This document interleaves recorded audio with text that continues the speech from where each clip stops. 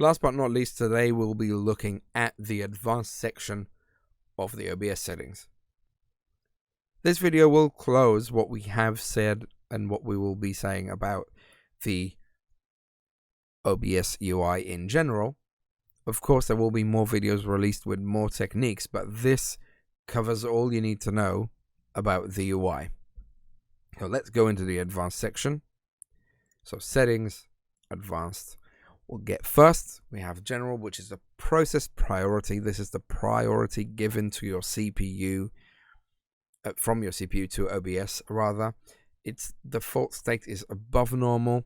I'd suggest you keep it as above normal, don't go high, otherwise it might interfere with a lot of things. If you keep it at normal, other things might start getting priority over it, so leave it at above normal, and that should be safe for running OBS without an issue. As far as video goes, the renderer, I only have Direct3D 11 as an option. If you have more than this, then you probably know what you're doing. Color format, we can leave as MV12.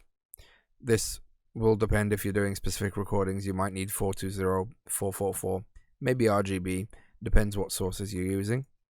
Color space, 709 is typical if you're not using any SD output. If you're using something which is standard definition, you go to 601, 709 if it's high definition.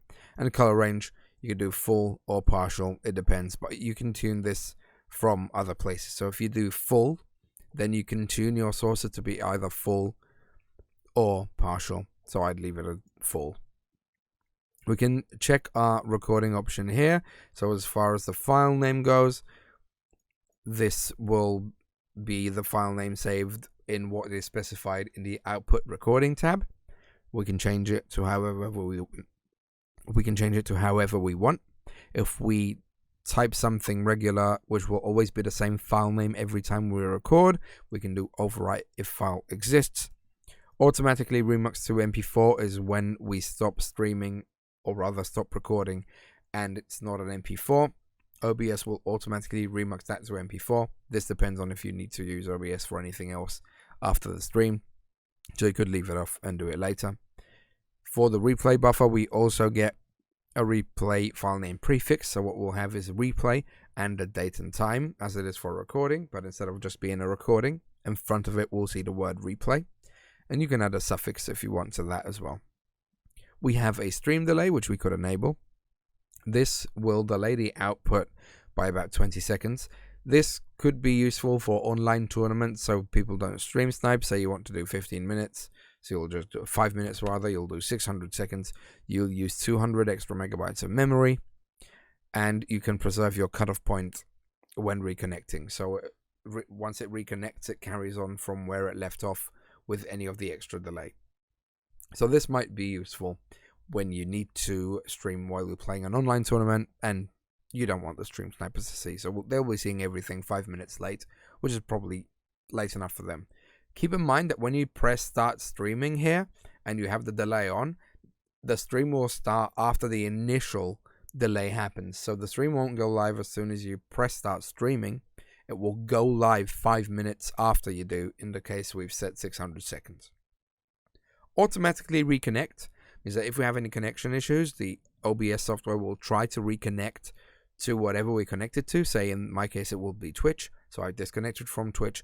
It will retry to connect every 10 seconds for 20 times, and if it's not connected after 20 times, it just stops trying. You can change this to however you want, so you could say try every 5 seconds or even more. Maximum retries you can reduce, that's preferential. I leave it as default, usually works just fine. Network, we can bind to IP, so you have a wireless connection and a wired connection, then you can decide. Here I have my options. My Wi-Fi is not connected right now, so if I leave it as default, it's just going to use my regular connection. In the case of having multiple connections, at one point I had 2 internet connections, one used for streaming and one used for the rest. I would connect the main one connected to the rest of the internet as the default connection, and then I would select the connection I wanted to stream from on here. I can dynamically change the bitrate to manage congestion if that's what we need. Now this is only supported for RTMP, as we see there. Twitch will not allow this. They won't like it at all. You can also enable the new networking code and the low latency mode if you want less latency to Twitch or YouTube or whoever you're streaming to. I keep this on, that is fine. And sources here, we have enabled browser source hardware acceleration. This used to be something which was available only individually on each browser source. You could tick the hardware acceleration.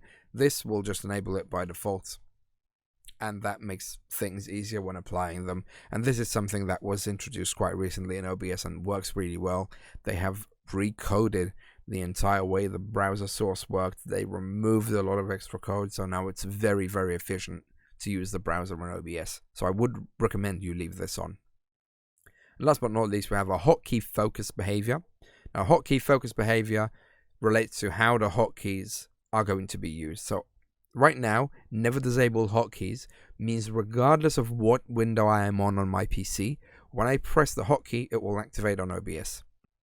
The two other options we have are disable hotkeys when main window is in focus and disable hotkeys when main window is not in focus.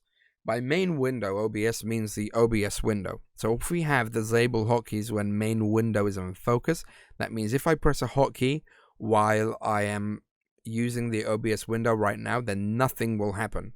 Disable hotkeys when main window is not in focus means that if I'm not on OBS itself, then using hotkeys anywhere else will not trigger OBS. Never disable hotkeys all the time.